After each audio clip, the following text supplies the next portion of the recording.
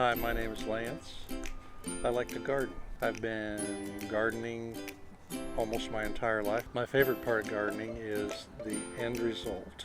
That is produce that is not comparable in any way to what you buy in the grocery store. With all the produce that we grow, we feed our family and then we share it with other family members or neighbors. My favorite thing to grow in the garden, most of all, is tomatoes. Tomatoes are so useful for so many dishes that you might make.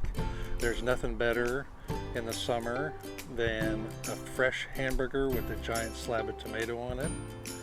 Also grow 2 or 3 different kinds of squash. Grow many kinds of peppers. I love sweet peppers and hot peppers and the different things you can do with peppers. This year I've also added some watermelon and cantaloupe, which I haven't done before, and we'll see how those come out. Oh, and cucumbers. Fresh cucumbers are very delicious, and especially in combination with fresh tomatoes.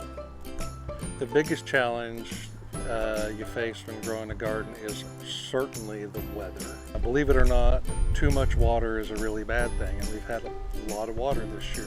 I've kind of, now that I have retired, have started to think about expanding some of what I'm planting.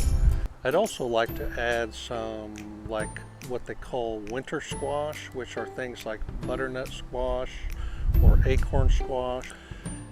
If I had any advice for a new gardener, it would be to start small and get a good handle on mastering 2 or 3 or 4 different types of things that you want to grow.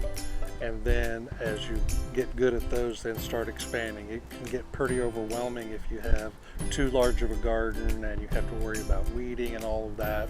And then suddenly it becomes work instead of being enjoyable.